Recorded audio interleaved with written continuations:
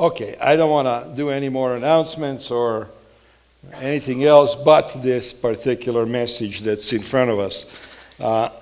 Matthew chapter 8. Jesus is facing a crisis. Actually, during the life of Jesus on this earth, he was constantly facing a crisis. And the crisis culminated on this Easter weekend. You know, the crisis really was not for Jesus so much. If I'm looking back into his mind, I don't think that the crisis for him was so much the fact that he was going to die on the cross. I think that he understood that and he was prepared to do that for us as human beings. I'm not saying he didn't think it was going to be. I'm sure he worried about it, and we read about that as well. But I think that one thing that he worried about more was the resurrection. Because after the resurrection, he was no longer going to be here with his disciples. And they were going to have to continue the work that he was doing. So, you know, I think resurrection and ascension was really a problem for Jesus because he was going to have to leave the work of preaching the gospel to these people that he was training and teaching for the last 3.5 years. And the world was facing a major crisis at the time. First century after Christ, the world was facing some tremendous challenges. Most of the world was pagan at that time, and Jesus knew well that Christians and his followers would be persecuted. He knew that they were going to have problems and troubles. He knew that they were going to have the tremendous difficulties ahead of them. So I think that his biggest worry was what happens the day after I'm up and gone, ascended back to heaven. So he took his time, 3.5 years, tremendous amount of time, just to train the disciples properly so that they would be able to continue the work after him.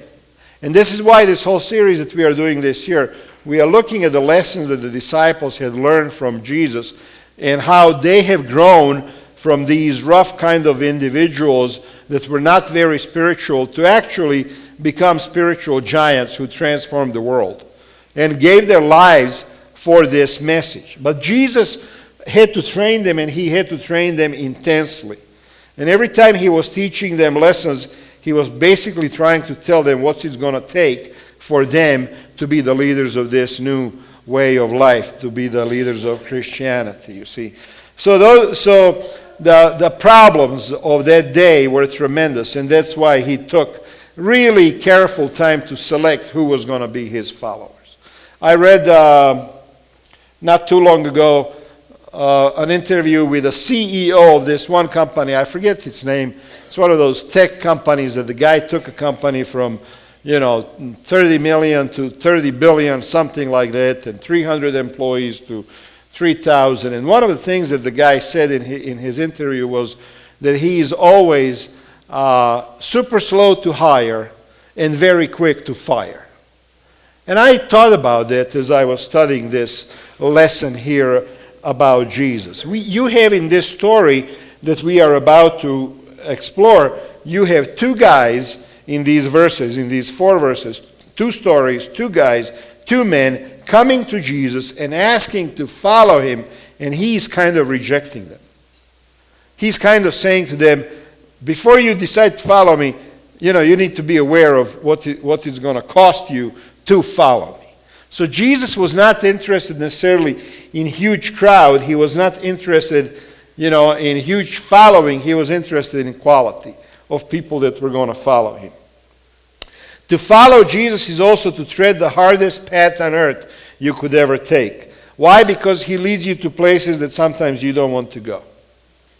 That's what it means to follow Jesus. He'll show you the truth about yourself, will call you to deal with some very ugly things in your life. He'll demand more of you along the way than you'll believe you could possibly give. He'll call you to stand with him alone against the tide of this world and to walk in a direction that is contrary to the direction everyone else is walking. He'll press you to change from what you are to what he wants you to be. He'll demand that you surrender all to him and his cause, and he will not tolerate merely a part-time follower.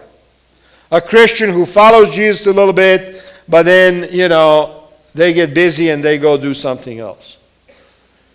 The reason why I think this lesson is important is because we too, now 20 centuries later, are facing some tremendous challenges. The world once again is turning back to paganism. The fastest growing religion in the world is paganism. Time of Jesus, it was paganism, and the disciples now had to go into this pagan world and preach the gospel and bring people in to the salvation, you see. Now we are facing the similar situation. The younger generation is interested very much in paganism. We as a Seventh-day Adventist church, we cannot keep anymore in the church our young people. So I want you to think about this.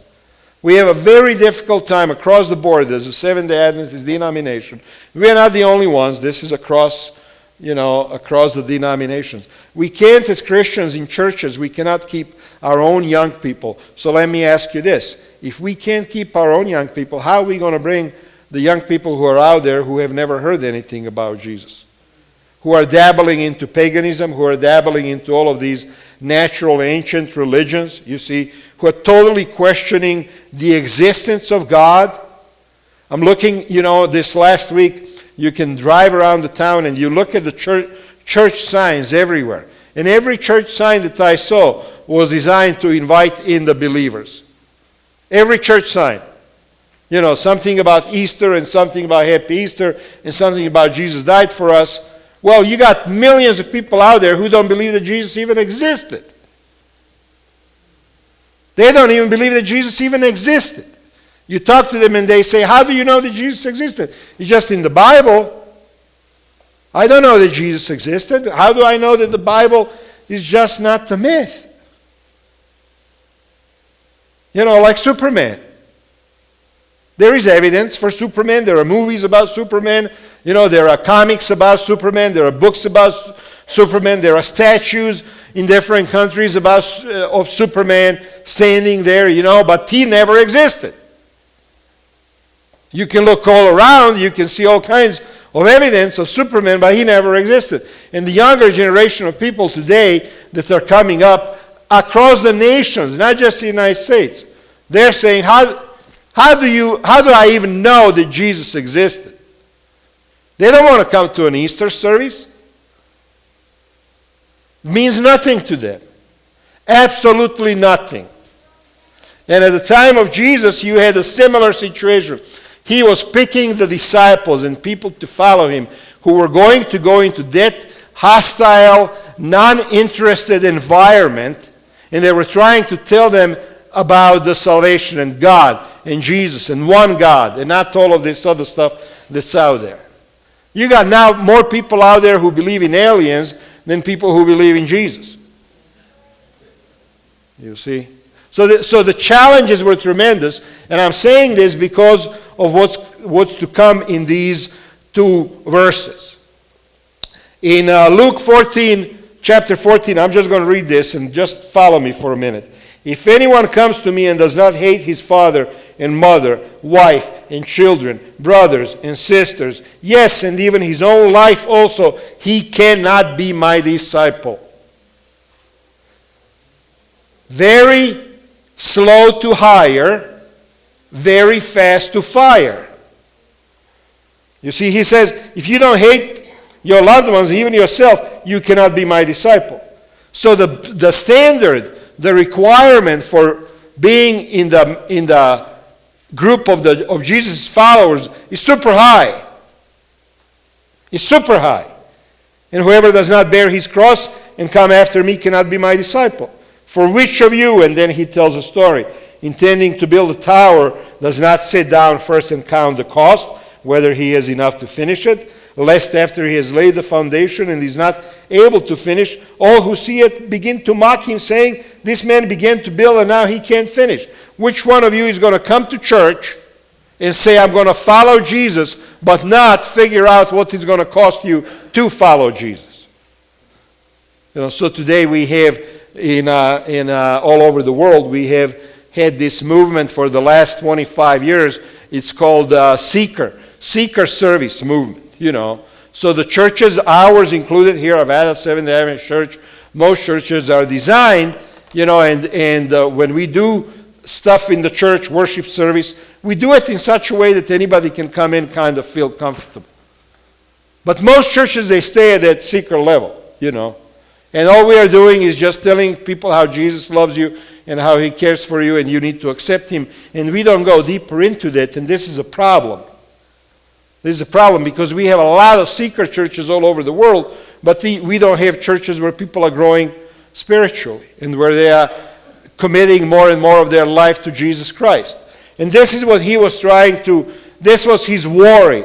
His worry was that when he is gone and his disciples are left, are they going to be committed enough to carry through this whole work? Are they going to be 100% committed? Or what king going to make war against another king does not sit down first and consider whether he's able with 10,000? In other words, again, you got to figure out the cost. You got to figure out if you can do this. So likewise, whoever of you does not forsake all that he has cannot be my disciple. In other words, you got to figure out if this is for you. And he uses the sentence, cannot be my disciple. He doesn't say you can be my disciple part-time. He doesn't say you can be my disciple a little bit. He says if you're not all in, 100% in, you cannot be my disciples. Unless our commitment is to the level of loving him above all other loves, or being willing to die to ourselves, and of forsaking all that we have in order to follow him, we cannot be his disciples. So, let's make a distinction here. I am not saying that right now, this moment, everybody in this room has to sell everything, give it to the poor, and follow Jesus. I'm not saying that we have to go out there and hate our family because maybe some of them are not following Jesus. But what I'm getting at is I think what Jesus wanted us to do was be ready. If the time comes, and when the moment of truth comes, of testing, to be ready to give up everything for his sakes. To be ready to part with our earthly and material belongings. To be ready to even give up on some of our family if they reject you because you're following Jesus. That's what he was talking about. This preacher, J.C. Ryle, he was a preacher in Liverpool 150 years ago, and this is what he said. It would be well for the churches of Christ if these sayings of our Lord were more remembered than they are. It may well be feared that the lesson they contain is too often overlooked by the ministers of the gospel, and that thousands are admitted to full communion who are never warned to count the cost. We do that too, right? We bring people in. Everybody, come on in. And I think that's great. We need to do that. We need to do that. And we need, if we don't learn how to do it better, Christianity is going to be dead within the next 5 to 10 years. Literally dead in America. I don't think anybody is even thinking about it. In the Adventist Church, we are arguing about the ordination of women, and we are arguing about, the role of the GC guy over there, and we are worried about all of these things, and we are not thinking about how we're going to preach the gospel to the generation that does not want to hear it. Doesn't want to hear it. It's totally irrelevant for them. Nobody's talking about that. And I think this is directly the work and the influence of Satan, even in our church, to sidetrack us from what we are supposed to be doing so that we would be solving non-issues. In my mind, at least, you see. Is too often overlooked by the ministers of the gospel, and the thousands are admitted to full communion who are never warned to count the cost.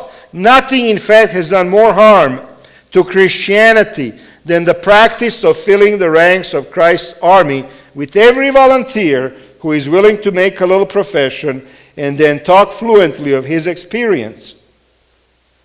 That's what Christianity does anymore. We don't tell people, hey, when you come to Jesus, that's the first step. Or you can't stay at the same spot where you are when you come. You got to move up. You got to improve. You got to change. It has been painfully forgotten that numbers alone do not make strength, and that there may be a great quantity of mere outward religion, while there is very little of real grace. So we all say we are Christian, right? We all say we are Seventh-day Adventist Christian, and we all try to be good about our Sabbath, because it's a Seventh-day Adventist emphasis. And we're all good in here. But how are we out there? What's your temper out there? What's your ethics out there? How do you treat poor? How do you treat people who don't treat you good? How do you treat somebody who steals your parking spot right in front of your nose and they saw you waiting for it? What kind of a person are you? What kind of a follower of Jesus are you? On Sabbath we all look nice, right? But during the week, by the way, there's a lot of Seventh-day Adventists in Denver. If you get tempted to flip somebody off, be careful. Somebody will see you. Next thing you'll know, it'll be all over the Facebook. So, you see, we are supposed to tell people that it takes a lot to follow Jesus. Let us keep back nothing from young professors and inquirers after Christ. Let us not enlist them on false pretenses. Let us tell them plainly that there is a crown of glory at the end, but let us tell them no less plainly that there is a daily cross also. There is a crown at the end. There is the eternal life. But right now, in the process, there is a cross. It's not easy to follow Jesus. There is a price. Anyone can come to him right now, right this minute, just as they are. I want you to hear this. Anybody can come to Jesus right now, just as they are. But also understand this. Once they come, they must not expect to stay as they are. See what I'm saying? And I think this is where we make mistakes in churches. We bring people in. Anybody is expected. I'm the first one. I'll baptize a lot of people who said to me, Pastor Gordon, I need to be baptized. I want to be baptized because I love Jesus, and maybe they were in a crisis or something, and I baptize them. I don't worry about smoking and drinking and all of that other stuff. I figure, once they are in a church, we're going to work with them and they're going to grow. And a lot of people that we baptize that way today, they are committed Christians. They're committed Seventh-day Adventists. But you got to ask yourself, when you came to Jesus and the church accepted you into its fold and you became a brother or a sister, a baptized member, did your life change? Did you start giving up things that used to be a part of your life before? Did you become a different person? Did you allow God's Holy Spirit to come into your life and change you? Jesus is a master mechanic of the human soul. That's what he is. He's a master mechanic of the human soul. He is a resource for you and I to become better and improved people. Why does he need us to be better and improved people? The same reason why he needed his disciples to be better and improved, so that they could deal with the challenges of the day. We're not here just to be Christians for us. We're here to be, I'm going on here, come in on Tuesdays and we record the TV program right here on this stage. And I'm preaching because I'm hoping that somebody in Denver will hear. And I'm preaching, and then we say Seventh-day Adventist Church, because I want people out there to hear that Seventh-day Adventists preach about real things and not just always about the same old thing. you know. And I go on the radio to do the same thing, and we do that. We preach on the radio 5 days a week. We record in the studio right there in the gymnasium, you know. Why? Because I want people to hear from a Seventh-day Adventist pastor that's not talking about soy milk, you know, talking about something else, real. And I'm not putting down, yes, I am. I don't eat soy. Most of it is GMO. So be careful. If you're going to eat soy, the best soy you can eat is miso. And so anyways, that's another topic. I'm getting all confused now. I'm not. I know exactly what I want to say. So I'm doing that out there because I want people to understand who we are, that we have more to offer than what we have traditionally been putting out there. You see, that we understand the struggles and that we are different. Not because we are Seventh-day Adventists, but because we follow Jesus.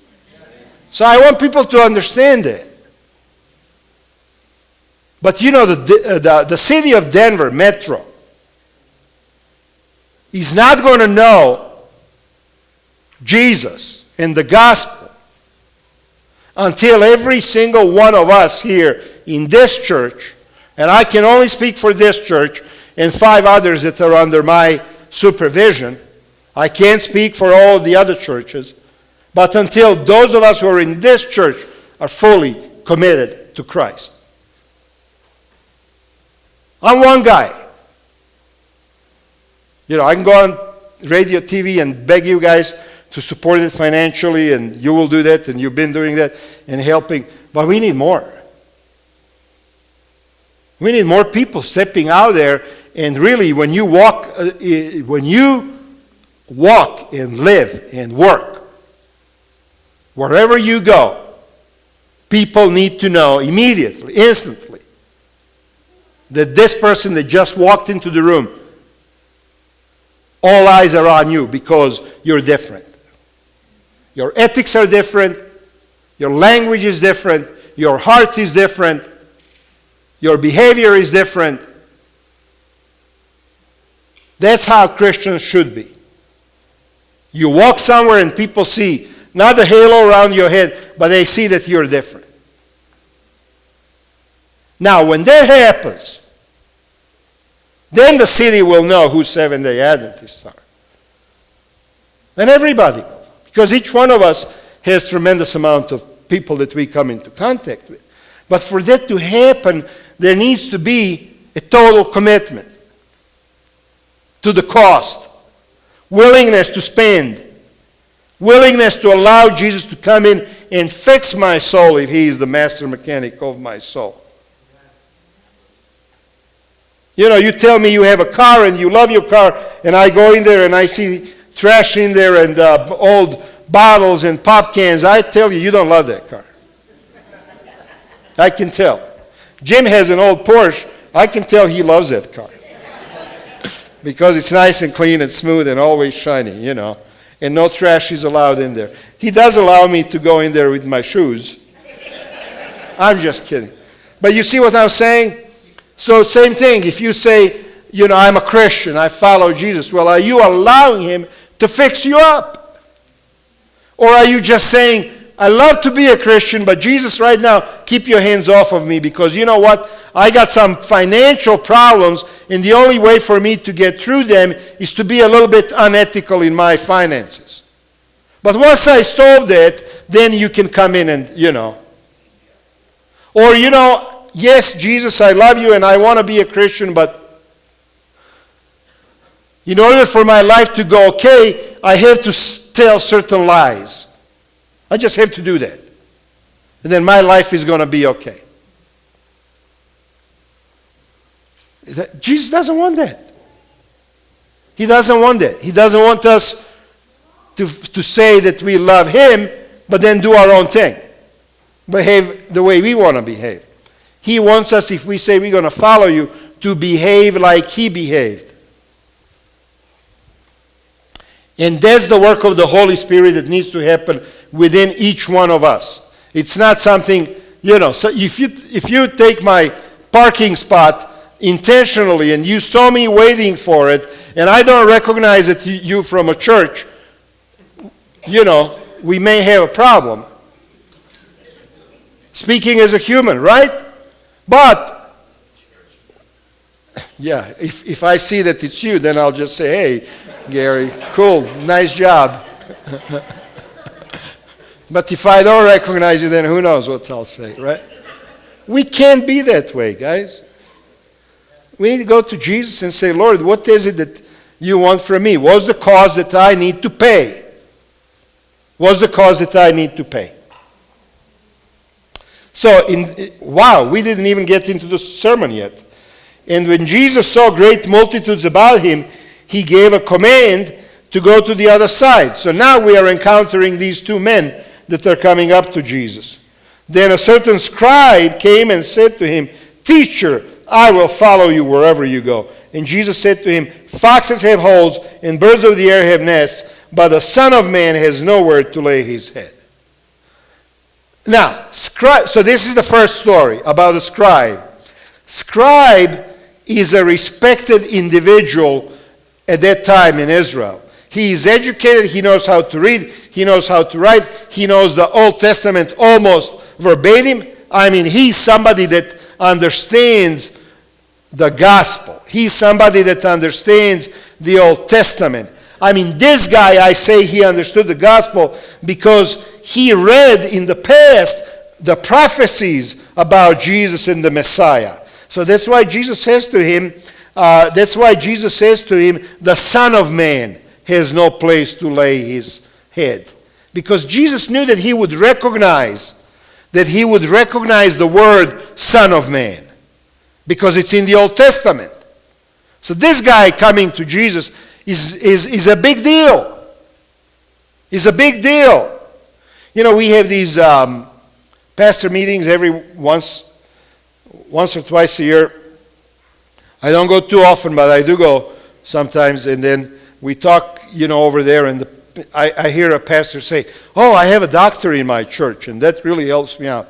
And I'm like, how does that help you out? Well, because he's supporting me financially. Doctors make a lot of money, And I keep listening to this kind of stuff, and it's like we want the doctors in the church and the lawyers and millionaires and people, who can support what we are doing, and we want teachers and professors who can teach the Sabbath school, and we see people who come in with all kinds of qualifications, and we kind of want them in our church, right?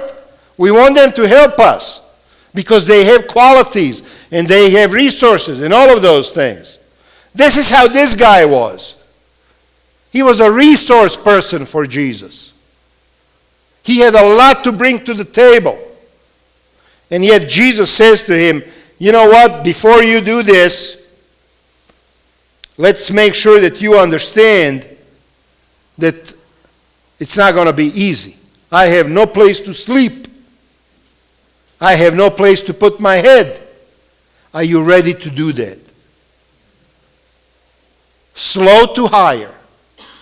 Slow to hire. Why? Because Jesus wants 100% commitment.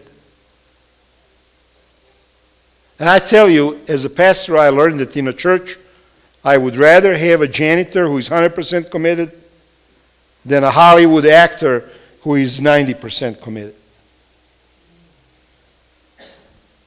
I would rather have a person who I know is going to be 100% for God, regardless of what they have to bring to the table. And this is what Jesus was looking at. Jesus several times turned away people from him. One time in John, when he was in Jerusalem at the Passover during the feast, many believed in his name when they saw the signs which he did. But Jesus did not commit himself to them because he knew all men and had no need that anyone should testify of a man, for he knew what was in a man. He knew who was committed and he knew who was not committed. You couldn't bribe Jesus by saying, I'm going to come in and bring all of this knowledge from the Old Testament. I'm a professor of the law, and while you're teaching the crowds, I can teach a class over here. Okay, great, Jesus is thinking, but he's saying, are you willing to commit 100%? So it's not about what you have to bring to the table, because God can take whatever you bring to the table and multiply it. Right? Imagine whatever talents or resources you have. You know, in this room we have people who have knowledge. We have people who have degrees. We have people who have money, businesses, their own businesses. We have people who have good jobs. We have people who have experience, tremendous amount of experience. And they can bring all of that in the service of God. But Jesus says, are you 100% committed? Because everything that you have, if you're not committed, that's where it's going to stay. If you have knowledge, that's where it's going to stay. If you have wealth, that's where it's going to stay. If you have commitment, then God is going to grow it. Then God is going to make it bigger, multiply it, use it to His own glory, even more than what you could ever imagine. So now we are learning what it is that Jesus wants. 5,000 people He fed with fish and loaves. And you remember that story. They came to Him and they wanted to crown Him a king right there and then. We want you as a king. And what did He say? Most assuredly I say to you, you seek me not because you saw the signs, but because you ate of the loaves and were filled. And this is the Christianity that we have operating today. People go to churches and go to follow, because they think they're going to get something out of it. And this is how evangelism is done. This is how evangelism is done in the Advent Church and all the other churches. We go to Africa, dig a well. You know, we go to Mexico and we build a church. We go to Africa and we build something, you know, school. We bring in chairs because kids used to sit on the floor. We bring in trucks of food. We bring in fish and loaves, and people follow. And Jesus says to them, you know what? You want to follow me for the wrong reason. I don't want that. The only reason to follow Jesus is because He's the master mechanic of your soul. Either you want it fixed or you don't. He doesn't want anything else. Doesn't want your money, but if you have it, He will multiply it if you're committed. Doesn't want your knowledge. He doesn't want your reputation. He doesn't want your skills. But if you're 100% committed, He'll do something great with it. If you're not, He has no use for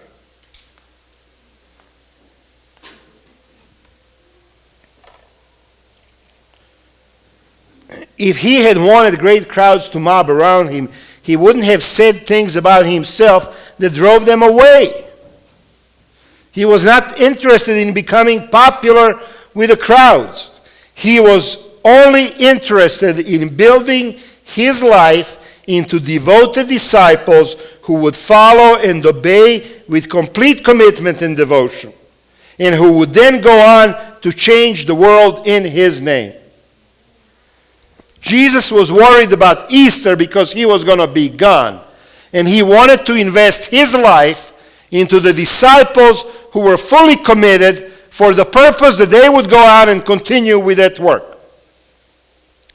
So if He is going to pour Himself into your life, then He expects 110% commitment.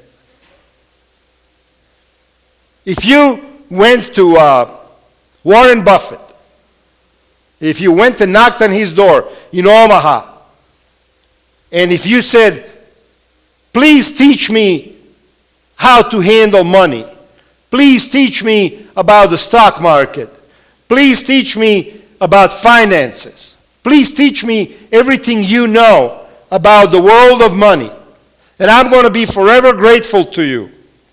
And if by some chance He said to you, okay, I see potential in you, I'm going to take my time and my knowledge and my abilities, and I'm going to invest that into you. Be here tomorrow morning at 8. And then you show up at 9. How long do you think that relationship will last? You know, we go to people that we need something from. We need them to invest something of themselves into our life, right? And when you do that, then you're putting yourself at their mercy. And then you're putting your schedule, subordinating it to their schedule. Because they are going to invest something of themselves into your life. So you are also going to commit yourself to being there. And doing what it is that they want you to do.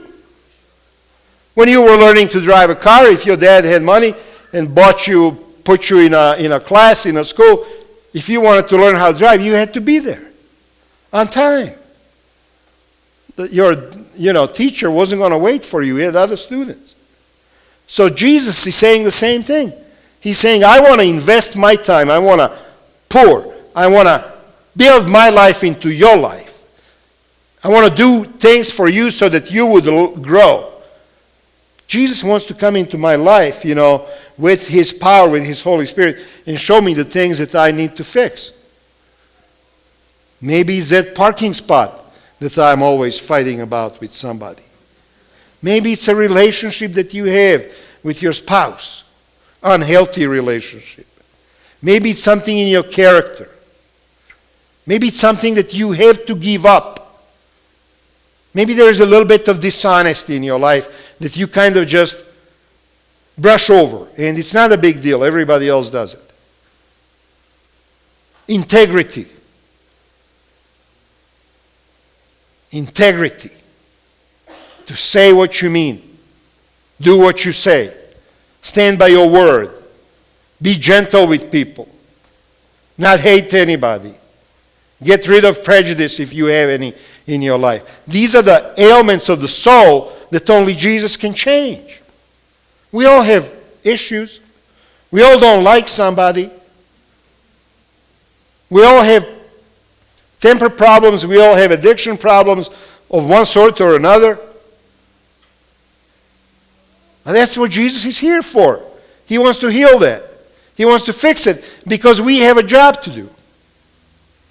And like I told you, a person who is growing in Jesus Christ and who is struggling and allowing Jesus to fix their life, this is the person that's going to be the most effective in presenting the gospel message to anybody they come into contact with. Otherwise, it's just theories, guys. Otherwise, it's just a lesson that you bought off of the screen when Mark Finley was preaching and you're repeating it to somebody else. It's got to be a part of your own personal experience, what's going on in your life with Jesus.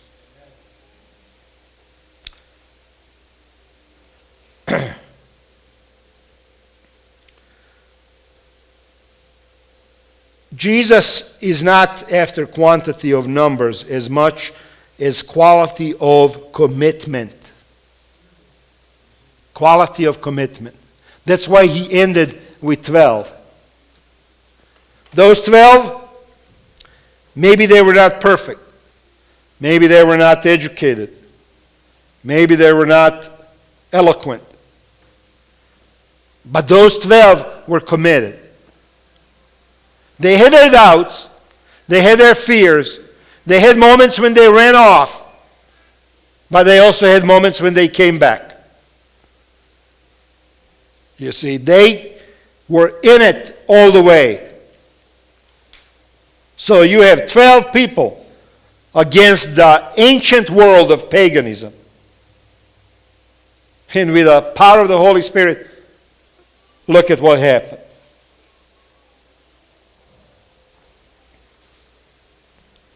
So this is what happened to the scribe. He came, he brought in all kinds of resources. He thought he was going to be welcomed into the group with Jesus, but Jesus says, hey, you have to figure out if you want to do this. He was like a guy who makes that first step, and he and he says to Jesus, I want to go in your direction. I'm ready to step forward. And Jesus is saying, hey, wait a minute. Figure out if this is what you really want to do. Now the second guy that comes to Jesus, then another of his disciples said to him, Lord, let me first go and bury my father. You see, and what does Jesus say to him?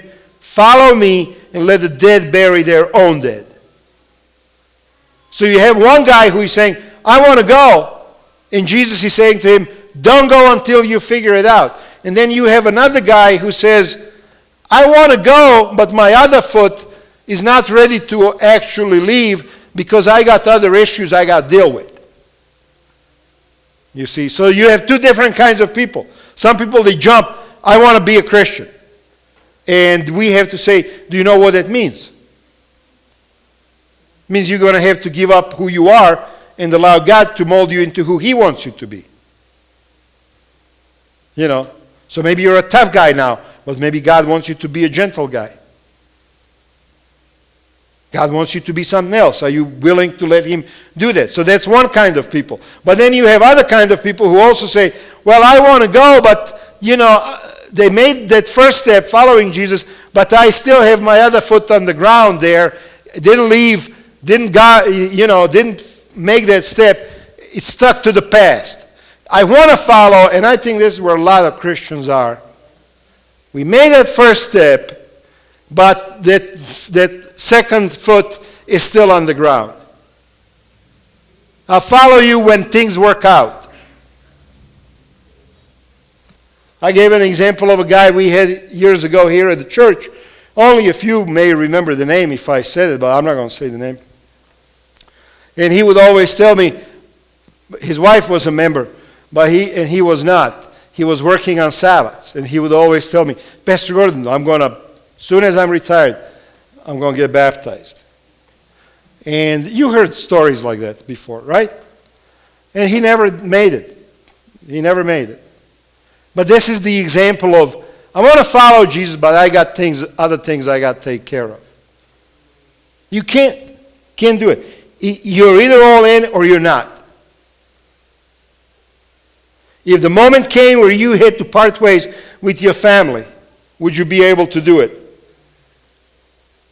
If the moment came when you had to part ways with your job, would you do it? If the moment came where you had to part with your own life for the sakes of Jesus, would you do it? Do you see why so few are really a true followers of Christ?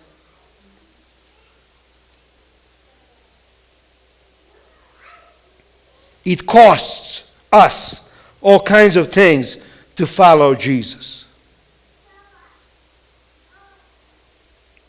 Commentators, they disagree a little bit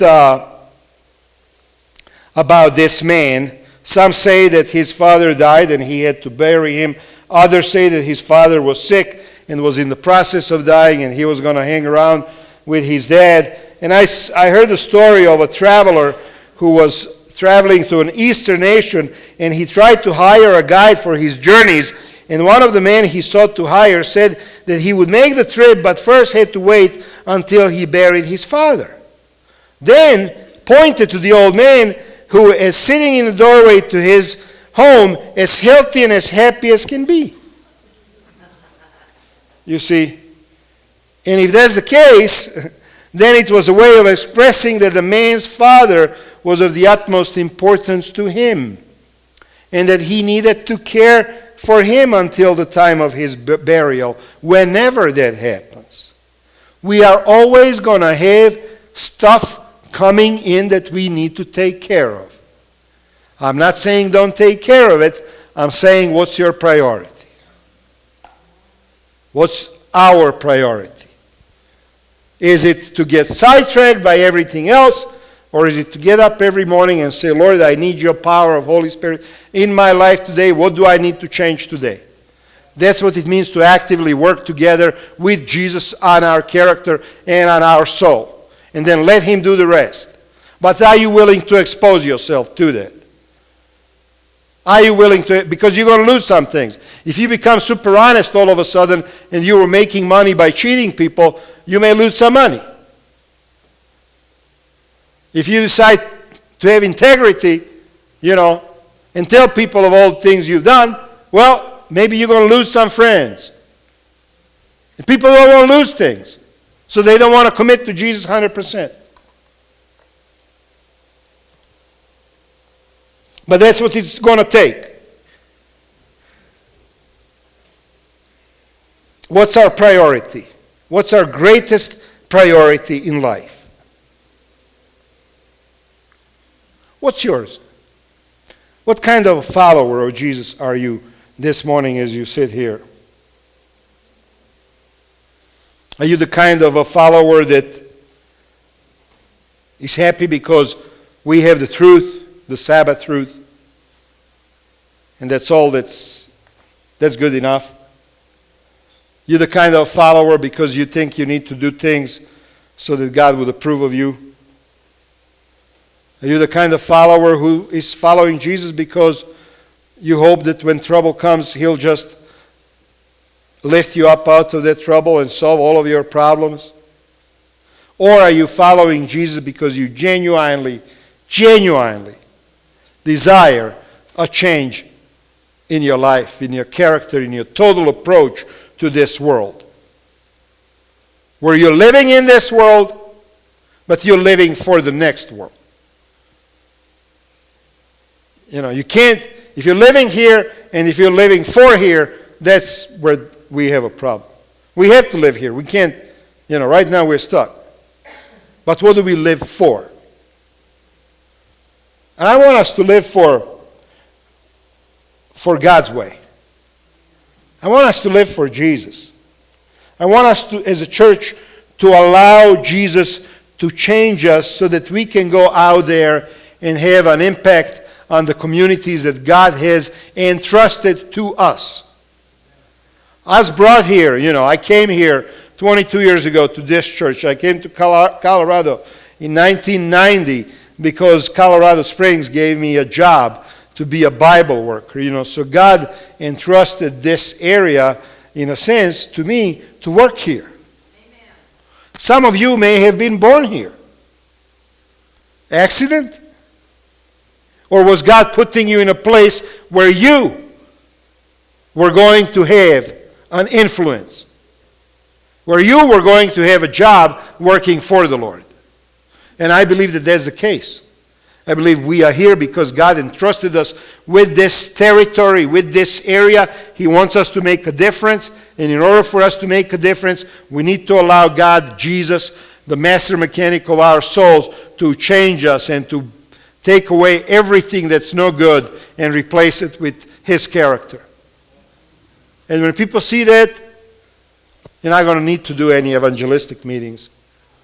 Trust me on that. 100% guarantee. People see us doing the right thing, behaving, you won't have to spend one single penny on evangelism. So I hope that this makes sense, and this is my eloquent conclusion. God bless you. Amen.